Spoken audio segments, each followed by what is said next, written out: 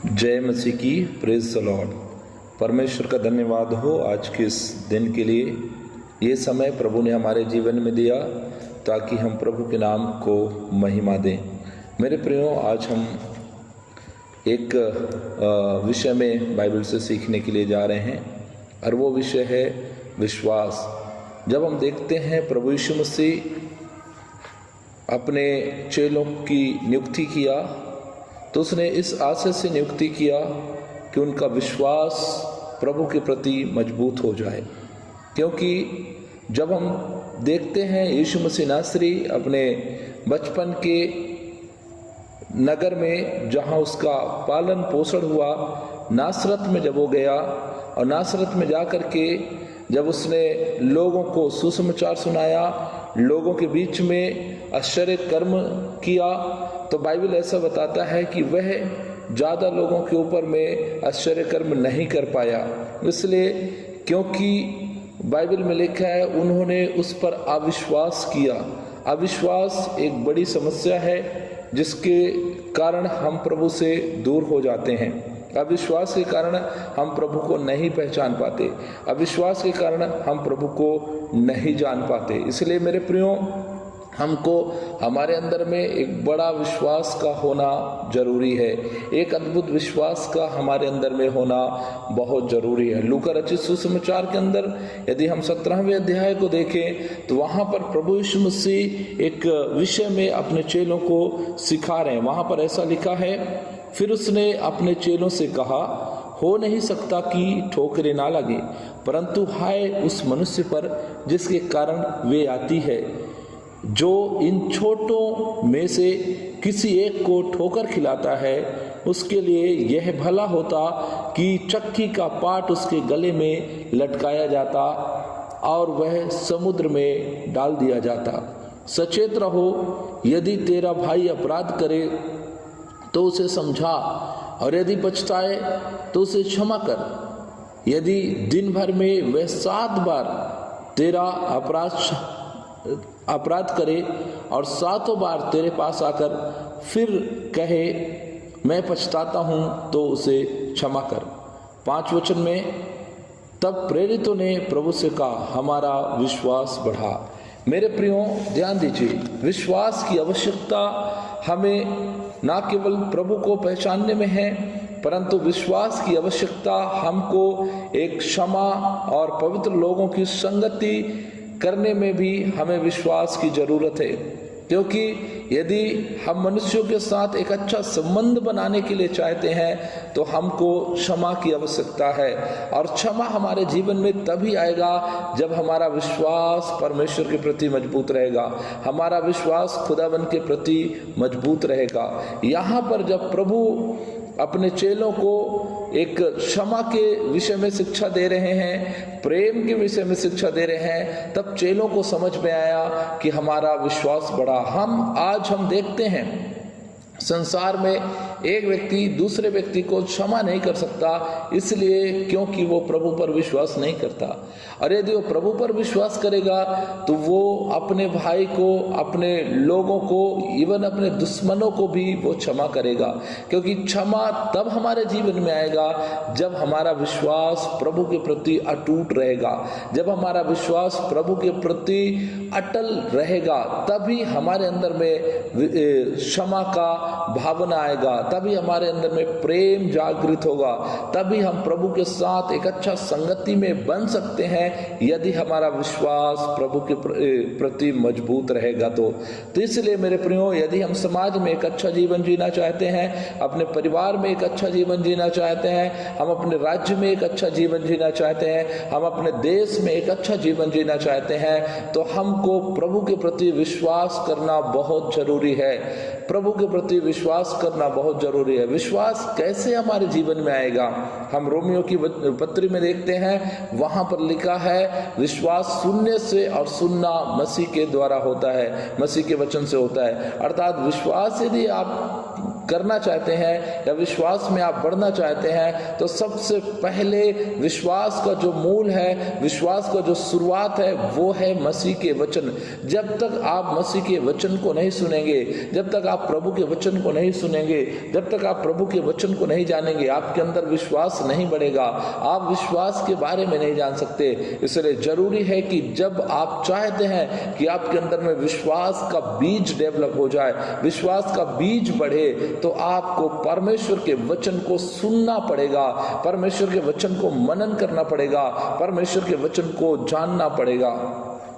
प्रभु यीशु मसीह विश्वास के विषय में कई एक उदाहरण दे करके बाइबल के अंदर में सिखाए हैं, जिसमें से एक बड़ा उदाहरण प्रभु यीशु मसीह देते हैं कि यदि तुम्हारा विश्वास राई के दाने के बराबर है, मरकुस 11 अध्याय उसका 23 वचन में आपको मिल जाएगा कि यदि तुम्हारा विश्वास राई के दाने के बराबर है तो तुम पहाड़ को कहोगे उखड़ के समुद्र में जा गिर, तो गिर जाएगा। वहां पर एक पेड़ के विषय में लिखा है, शहतूत पेड़ के विषय में भी वहां पर हमको बातें मिलता है।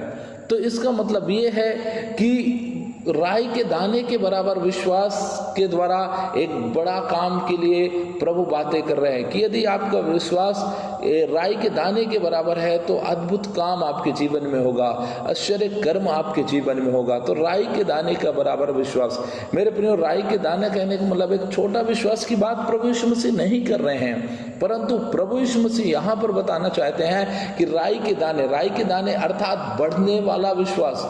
राई के दाने को यदि हम जमीन में लगा दें तो वो बढ़ने लगता है, उसमें वृद्धि होने लगता है, वो धीरे धीरे बढ़ते और जिस जगह के बात प्रभु यीशु मसीह बता रहे हैं, पलिस्ती की बात, वहां पर ये राई का जो पेड़ है वो लगभग 3.5 से 4 फीट ऊंचा हो जाता है। इसका मतलब जितना साग पात है उससे 3.5 से 4 मीटर ऊंचा हो जाता है, अर्थात जितना साग पात है उससे बड़ा हो जाता है। और बाइबल में भी लिखा है कि उसमें आकाश के पक्षी आकर के बसेरा करते हैं, अर्थात बढ़ने वाला विश्वास। तो इसलिए आपके अंदर और मेरे अंदर जो विश्वास है वो बढ़ने वाला विश्वास होना चाहिए, मल्टीप्लाई होना चाहिए, बहुगुणित होना चाहिए, वो बढ़ना चाहिए हमारे अंदर का विश्वास। आज जितना विश्वास है आज के लिए वो पर्याप्त है, लेकिन कल उस विश्वास से आप कुछ नहीं कर सकते, कल के लिए उस विश्वास में बढ़ोतरी होना चाहिए। तो इसी तरह आप और मेरा विश्वास जो है दिन व दिन बढ़ते जाए। तो विश्वास कैसे बढ़ेगा? विश्वास बढ़ने के लिए 4 महत्वपूर्ण बातों को आज मैं आपको बताने के लिए चाहता हूँ। सबसे पहली बात है, विश्वास को बढ़ाने के लिए विश्वास जो है अवस्थाओं में बढ़ता है। अवस्था कहने के मतलब है कि वो एकाएक नहीं बढ़ेगा विश्वास, बल्कि अवस्थाओं में बढ़ेगा। जिस तरह बच्चा पैदा होता है, फिर बच्चा थोड़ा सा बड़ा होगा तो वो चलने लगेगा, फिर थोड़ा और बड़ा होगा, जवान हो जाएगा, फिर उसके बाद बुढ़ा हो जाएगा। तो बच्चा पैदा होते साथ ही वो जवान नहीं होगा और बुढ़ा नहीं होगा, बल्कि बच्चा कैसे अवस्थाओं में बढ़ेगा, धीरे धीरे बढ़ेगा। वैसे ही आपके अंदर में जब विश्वास का बीज आया, जैसे आपने यीशु के वचन को अपने हृदय में सुना, आपके अंदर में हृदय में विश्वास का बीज आया, और जैसे वो आया उसके बाद उसको बढ़ने की आवश्यकता है। तो जिस तरह एक पौधा को बढ़ने के लिए 3 चीजों की जरूरत है। पहली बात अच्छी भूमि की जरूरत है, दूसरी बात उसे पानी की जरूरत है, और तीसरी बात उसे धूप की जरूरत है। हाँ मेरे प्रियो, ये अच्छा बीज, अच्छा जो भूमि है वो परमेश्वर का वचन है। जब आपके और मेरे हृदय में परमेश्वर का वचन रहेगा और उसमें जब ये विश्वास का बीज गिरेगा, वो निश्चय है कि बढ़ेगा। दूसरी बात, पानी की आवश्यकता। पानी जो है वो परमेश्वर की आज्ञाकारिता को दिखाता है, जो ना केवल एक बार बल्कि हर दिन हर समय उसमें पानी होना चाहिए। उसी तरह आपके और मेरे जीवन में हर समय परमेश्वर के वचन के प्रति हम आज्ञाकारी रहें। और तीसरा बात, धूप जो है वो परमेश्वर के प्रेम को दिखाता है कि हम परमेश्वर के प्रेम में बने रहें, परमेश्वर के प्रेम में लिपटे रहें। परमेश्वर का प्रेम जो है वो हमारे विश्वास को सेकना चाहिए, हमारे विश्वास को सेकना चाहिए, तभी हमारा विश्वास बढ़ेगा। तो इस तरह मेरे प्रियो, हमारा विश्वास जो है अवस्थाओं में बढ़ता है। एकाएक हमारे विश्वास ग्रो नहीं करेगा, एकाएक हमारे विश्वास जो है आगे नहीं बढ़ेगा। परंतु अवस्थाओं में बढ़ता है। दो प्रकार का विश्वास होता है। एक विश्वास है विश्वास का वरदान जो पवित्र आत्मा के द्वारा आपको और मुझे मिलेगा। दूसरा है कि विकसित विश्वास, वो विश्वास जिसको हमने मसीह के वचन सुनने के द्वारा प्राप्त किया। अभी उस विश्वास को आगे ले जाने की जरूरत है और यही विश्वास जब हमारा आगे बढ़ते जाएगा तो ये विश्वास हमारे अंदर में एक विकसित विश्वास बन जाएगा, एक बड़ा विश्वास बन जाएगा। और जब ये बड़ा विश्वास बन जाएगा तो निश्चय परमेश्वर के वचन के अनुसार आप उस पहाड़ को कहोगे उखड़ के समुद्र में गिर जा, निश्चय वो होगा। क्यों? क्योंकि हमने प्रभु के प्रति जो विश्वास है उस विश्वास में हमने परिपक्वता को प्राप्त कर लिया है, हमारा विश्वास विकसित हो चुका है। तो इसलिए मेरे प्रियो, नंबर 1 विश्वास अवस्थाओं में बढ़ता है, एकाएक नहीं बढ़ेगा, अवस्थाओं में विश्वास बढ़ेगा। दूसरी बात, विश्वास आज्ञा मानने से बढ़ता है। आज्ञा मानने से, आज्ञाकारी होना विश्वास का सबूत है और अवाज्ञा जो है अनाज्ञाकारिता का सबूत है। इसलिए यदि हम मसीह के प्रति विश्वासी हैं, मसीह के प्रति हमको विश्वास योग्य बनना है तो हमें आज्ञा को मानना सीखना चाहिए। आज्ञा को मानना, बाइबल में आप देखिए कितने सारे लोग हैं जिन्होंने आज्ञा के मानने के द्वारा अपने विश्वास को प्रभु के प्रति प्रकट किया है। यदि हम अब्राहम के विषय में देखें तो, हम उससे पहले नूह के विषय में देखें तो, उससे पहले हम हाबिल के विषय में देखें तो, और बाद में हम मूसा के विषय में देखें तो, दाऊद के विषय में देखें तो, और यीशु मसीह के 12 चेलों के विषय में हम देखें तो, सभी लोगों ने आज्ञाकारी रहा, आज्ञाओं को माना, आज्ञाओं का पालन किया। और जितना ज्यादा इन्होंने आज्ञाओं का पालन किया उतना ज्यादा ये विश्वास में बढ़ते गया। इसलिए मेरे प्रियो, आप और मैं जब हम आज्ञाओं को मानते हैं प्रभु का, इसका मतलब ये है कि हम विश्वास में बढ़ रहे हैं, हम विश्वास में बढ़ रहे हैं। शैतान हमेशा चाहता है कि हम परमेश्वर की आज्ञाओं को ना माने। शैतान हमेशा चाहता है कि हम परमेश्वर के वचन से दूर रहें। शैतान हमेशा चाहता है कि हम दुनिया की बातों में फंस जाएं। लेकिन मेरे प्रियो, हम दुनिया की बातों में फंसने वाले मनुष्य नहीं हैं, परंतु हम तो आज्ञाकारी हैं प्रभु यीशु मसीह के प्रति, इसलिए क्योंकि हमें विश्वास में डेवलप करना है। तीसरा बात, विश्वास सुनने से बढ़ता है। सुनना कहने का मतलब ये नहीं है कि हमने सुन लिया और उसको छोड़ दिया, नहीं। सुनना कहने के मतलब है कि हमको परमेश्वर के वचन को सुन करके उसका पालन करना जरूरी है, उसका पालन करना जरूरी है, उसको अनुसरण करना जरूरी है। तो इसलिए परमेश्वर का वचन सुनना जरूरी है, क्योंकि विश्वास सुनने से बढ़ता है। इसलिए बाइबल में लिखा है कि सुनने के लिए तत्पर रहो। सुनना बहुत जरूरी है, बोलने में धीर रहो लेकिन सुनने के लिए तत्पर रहो, क्योंकि जितना ज्यादा सुनोगे उतना ज्यादा आपका विश्वास बढ़ेगा। एक अच्छा प्रचारक जो है एक अच्छा श्रोता होता है मेरे प्रियो, क्योंकि वो बहुत अधिक वचन को सुनता है, बहुत अधिक वचनों को सुनता है, इसलिए वो बहुत सारी बातों को बोल पाता है और बहुत सारी चीजों को अपने जीवन में लागू कर पाता है। इसलिए क्योंकि वो परमेश्वर के वचन को सुनता है, परमेश्वर के वचन को सुनता है। पुराने समय में आप देखिए प्रेरित लोगों ने क्या किया, बाइबल के वचन में लिखा है लोगों को ऐसा सिखाया कि लोग घर घर इकट्ठा होते थे, रोटी तोड़ते थे, मन की सिधाई से भोजन किया करते थे और प्रेरितों से शिक्षा प्राप्त करते थे। सुनने के लिए और प्रार्थना करने के लिए वो लवलीन रहते थे मेरे प्रियो। इसलिए आज हमें भी इन बातों के लिए अपने आप को बढ़ाना चाहिए। और अगला बात है, विश्वास बोलने से बढ़ता है।